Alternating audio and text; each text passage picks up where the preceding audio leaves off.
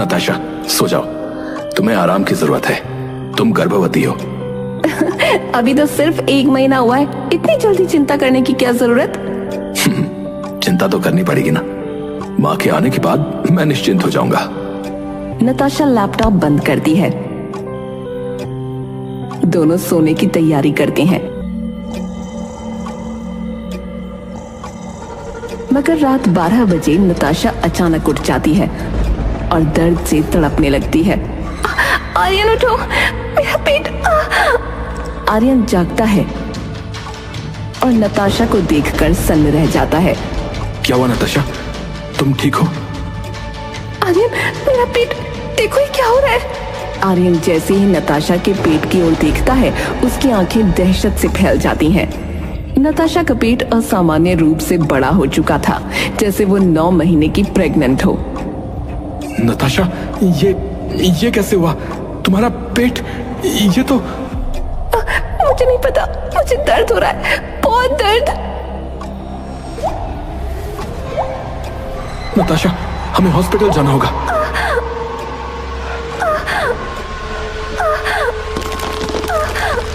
तभी एक तेज धमाके की आवाज आती है। नताशा दर्द से चिल्लाने लगती है और बिस्तर पर गिर जाती है। उसके पेट से खून का फव्वारा निकलता है और एक भयानक बच्ची पेट से बाहर निकल आती है। बच्ची का चेहरा बेहद विकृत और डरावना था। उसकी आंखें गहरी काली और चेहरा रक्त से लथपथ था। वो आर्यन को घूरने लगी। ये क्या है? वो बच्ची धीरे धीरे रेंगते हुए आर्यन की तरफ बढ़ी। उसकी हरकतें किसी इंसान की तरह नहीं, बल्कि किसी दानव की तरह थीं। तुमने मुझे जगाया है। तुम कौन हो? ये सब क्या हो रहा है? क्या हो रहा है ये सब? बच्ची मुस्कुराती है और अपने दांत दिखाती है। उसके दांत बेहद नुकीले और खतरनाक हैं। वो आर्यन के पास जाकर उसकी गर्दन पकड़ लेती है। नहीं, नहीं, नहीं!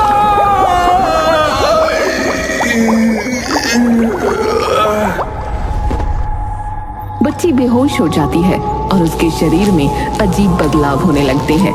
वो धीरे धीरे एक 20 वर्षीय युवती में बदल जाती है। माता पिता, अब तुम नहीं हो, लेकिन मैं हूँ। उस रात एक नई शुरुआत हुई, पर वो सिर्फ अंत की शुरुआत थी। रात के सन्नाटे में मौत ने एक नई कहानी लिखनी शुरू कर दी थी। अब हर कोना एक डरावने रहस्य का गवाह बनने वाला था।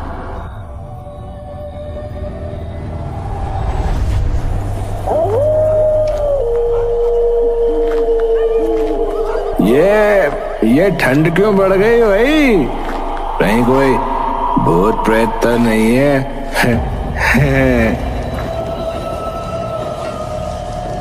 अरे ये कौन है? पहले तो यहाँ कोई नहीं था।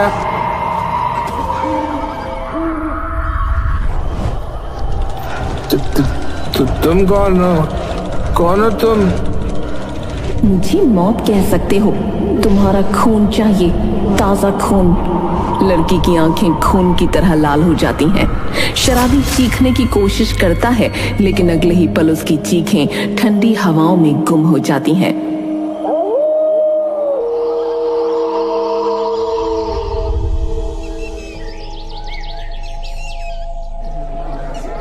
अगली सुबह सड़क पर शराबी की लाश पड़ी थी। आसपास भीड़ जमा हो चुकी है। लोग कानाफूसी कर रहे हैं। पुलिस की गाड़ी आकर रुकती है। रास्ता दो, चलो, हटो।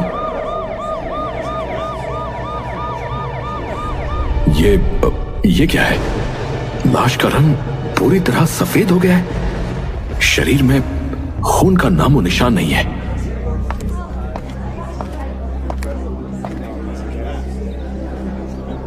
नहीं, ये संभव नहीं।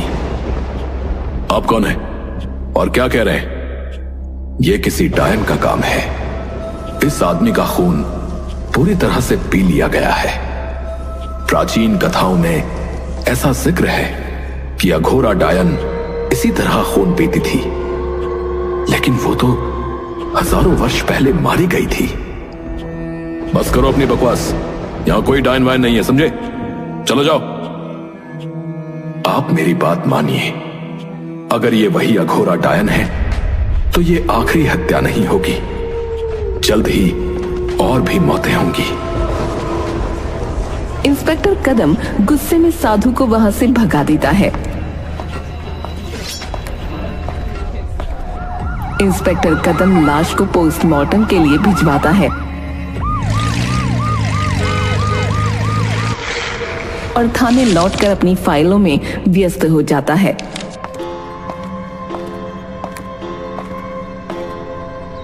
साहब, पोस्टमार्टम रिपोर्ट आई है। डॉक्टर भी कह रहा है कि इस लाश से खून पूरी तरह गायब है।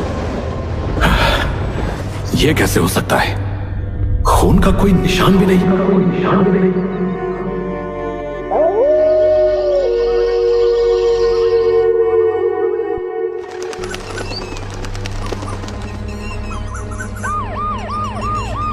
अगले दिन थाने का माहौल। इंस्पेक्टर कदम अपनी मेज पर बैठा है, तभी हवलदार बलराम घबराते हुए अंदर आता है। सर, अभी अभी फोन आया है, रात में एक बड़े बिजनेसमैन की हत्या हो गई है। क्या हत्या? जी, और हत्या उसी तरह हुई है जैसे कल शराबी की हुई थी। इंस्पेक्टर कदम के चेहरे पर चिंता की लकीरें गहरी हो जाती हैं। वो तेजी से कुर्सी से उठता है। तो क्या साधु सच कह रहा था? क्या सचमुच कोई डायन?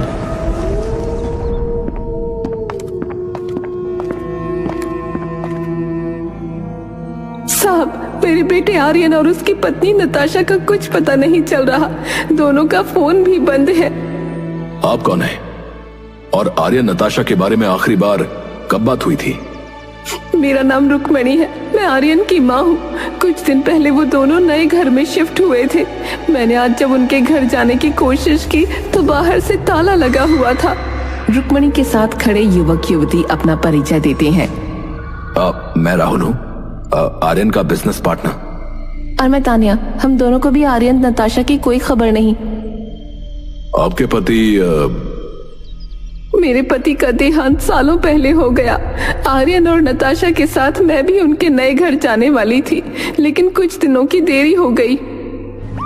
ये वही पता था जहां शराबी का बेहोश पड़ा शरीर मिला था।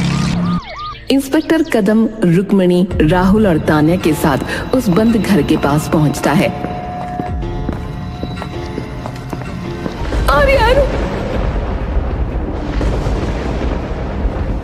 आर्यन की सफेद पड़ी लाश जमीन पर है। उसकी आंखें डरावनी तरह से खुली हुई हैं, मानो उसने कुछ भयानक देखा हो। नताशा की लाश पास में पड़ी है, उसका पेट फटा हुआ है। ये कैसे हो सकता है? और यहाँ खून की एक भी बूंद क्यों नहीं है? नताशा गर्भवती थी, लेकिन ये... तान्या, हमें यहाँ नहीं आना चाहिए था। वो साधु सही कह रहा था। हमें डेविल टेंपल के अंदर नहीं जाना चाहिए था। Devil temple? तुम दोनों किस मंदिर की बात कर रहे हो? राहुल और तान्या कुछ कहने ही वाले थे कि अचानक वही लड़की जो कुछ घंटे पहले जवान हुई थी उनके सामने प्रकट हो जाती है। उसका चेहरा अब बेहद अजीब और डरावना दिख रहा था। लड़की तेजी से इंस्पेक्टर कदम की ओर बढ़ती है, तभी अचानक साधु वहां आ जाता है। अघोरा, तेरे प्रकोप का अंत अब होगा।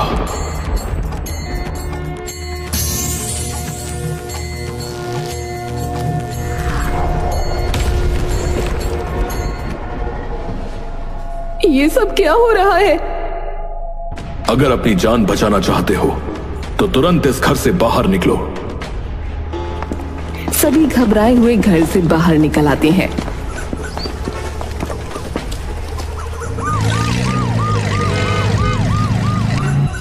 साधु उन्हें शहर से दूर अपनी झोपड़ी में ले आता है। मैंने तंत्र विद्या से सब पता कर लिया है। अघोरा डायन वापस आ गई है। लेकिन यह कैसे संभव है? बाबा, ये सब शायद हमारी गलती से हुआ है। कुछ महीने पहले हम चारों जो है एक ट्रिप पर गए थे। क्या? कौन सी जगह? हिमालय के घने जंगल। हिमालय के घने जंगलों का दृश्य है। चारों दोस्त आर्यन, नताशा, तान्या और राहुल जंगल की खूबसूरती का आनंद ले रहे हैं। ये जगह तो वाकई जन्नत है यार। हाँ, इस खूबसूरती को कैद कर लेना चाहिए। तभी आर्यन की नजर घने पेड़ों के बीच एक अजीबोगरीब मंदिर पर पड़ती है। अरे वो देखो, वो मंदिर कितना पुराना लगता है। चलो देखते हैं। अब आर्यन, मुझे ये जगह थोड़ी अजीब लग रही है यार। डरपोक हो क्या? पुरानी जगहों का अपना ही अलग आकर्षण होता है। चारों मंदिर की ओर बढ़ते हैं। पास पहुंचकर वो देखते हैं कि मंदिर का दरवाजा जंग लगा और भारी ताले से बंद है। दरवाजे पर तांत्रिक प्रतीकों और चेतावनियों के निशान है। तान्या दरवाजे को ध्यान से देखते हुए, ये जगह तो सैकड़ों साल पुरानी लगती है। जरूर ये कोई रहस्यमय मंदिर होगा। चलो अंदर की तस्वीरें लेते हैं। आर्यन ताला तोड़ने की कोशिश करता है। जैसे ही वो हाथ बढ़ाता है, अचानक एक वृद्ध साधु वहां आ जाता है। रुको।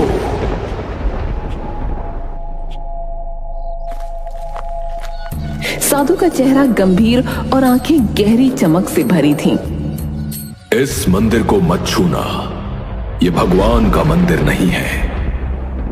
अब तो फिर ये किसका मंदिर है?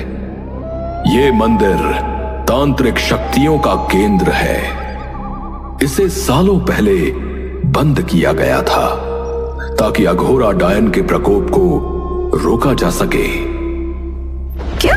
ऐसी बातें तो सिर्फ कहानियों में होती हैं। बाबा, मंदिर तो भगवान के ही होते हैं। ये डेविल टेम्पल क्या है?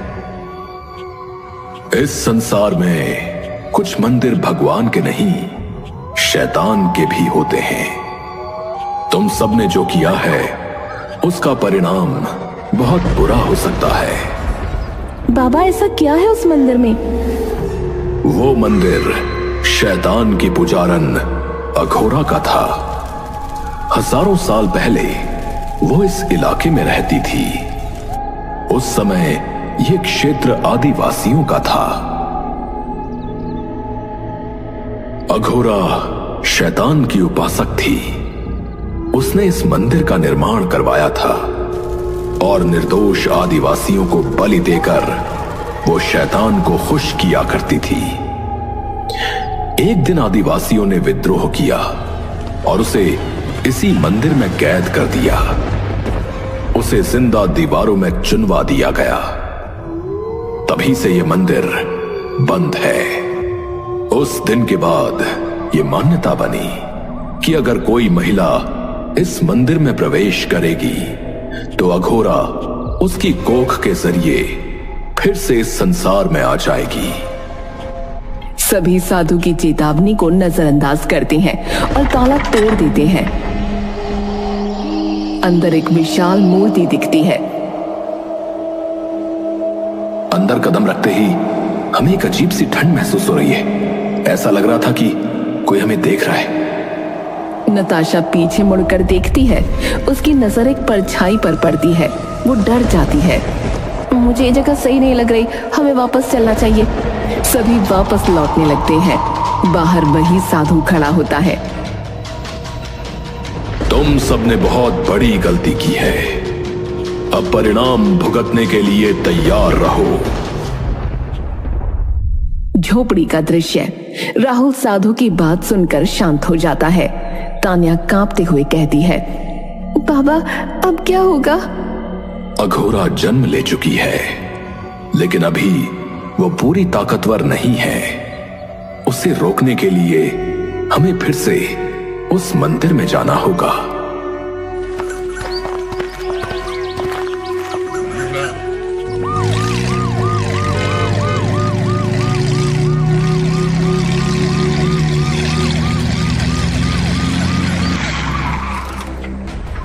साधु राहुल, तान्या, रुक्मणी और इंस्पेक्टर कदम उस भयानक मंदिर की ओर बढ़ते हैं। वातावरण भयावह होता जाता है। सभी के चेहरे पर डर साफ दिख रहा था। बाबा, क्या हम सच में उसे रोक पाएंगे? हाँ, लेकिन इसके लिए तुम सबका साथ जरूरी है।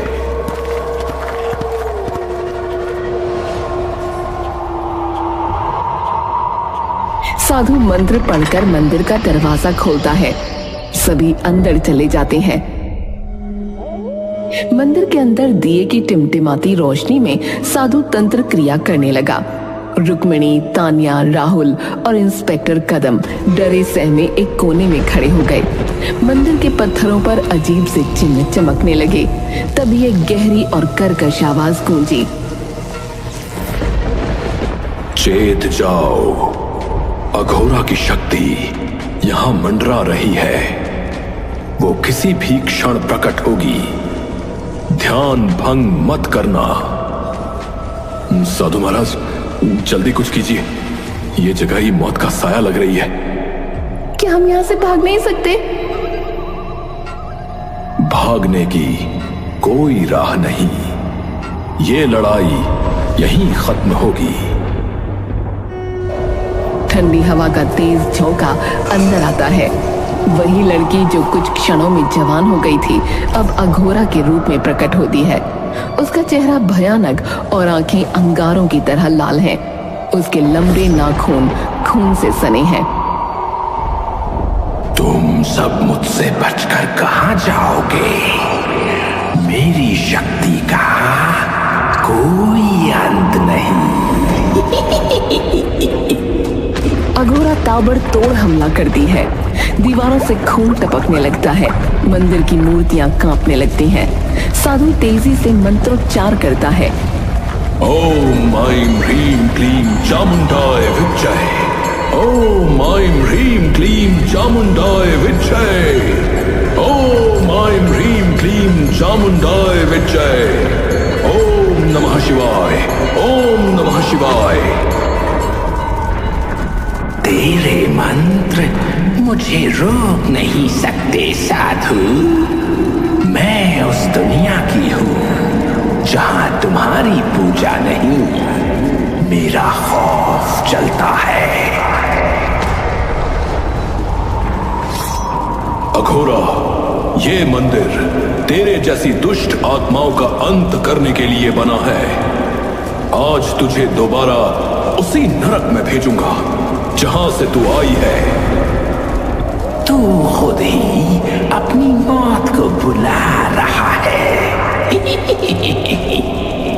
अघोरा एक जोरदार चीख मारती है। उसकी चीख से मंदिर की छत फटने लगती है। राहुल, तान्या और इंस्पेक्टर कदम जमीन पर गिर जाते हैं। रुक्मिणी चिल्लाते हुए साधु से मदद मांगती है। साधु बाबा, कुछ कीजिए, हम इसे नहीं रोक सकते। तुम सब पीछे हट जाओ। ये युद्ध अब मेरे और अघोरा के बीच है। साधु अपनी जान पर खेलकर त्रिशूल को शक्ति से भरता है। त्रिशूल से रोशनी की तेज किरण निकलती है। अघोरा तिलमिला जाती है। वो जोर जोर से चिल्लाने लगती है। नहीं, ये शक्ति मुझे जला रही है। तुझे इसकी कीमत चुकानी पड़ेगी साधु। ये त्रिशूल तेरे पापों का अंत करेगा।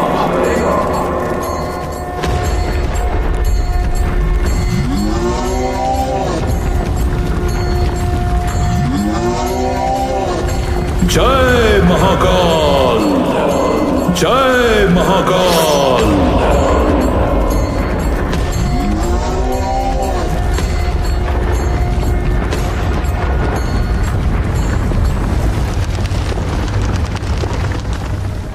साधु गंभीर चोटिल हो जाता है। साधु बाबा, आप ठीक है? मेरा अंत निकट है, लेकिन अब अघोरा हमेशा के लिए समाप्त हो चुकी है। तुम सब इस मंदिर को छोड़ दो और इसे हमेशा हमेशा के लिए बंद कर दो। साधु अंतिम सांस लेता है। मंदिर शांत हो जाता है। राहुल, तान्या, रुक्मिणी साधु को प्रणाम करते हैं। बाहर सूरज उग रहा था। मंदिर के दरवाजे अपने आप बंद हो जाते हैं।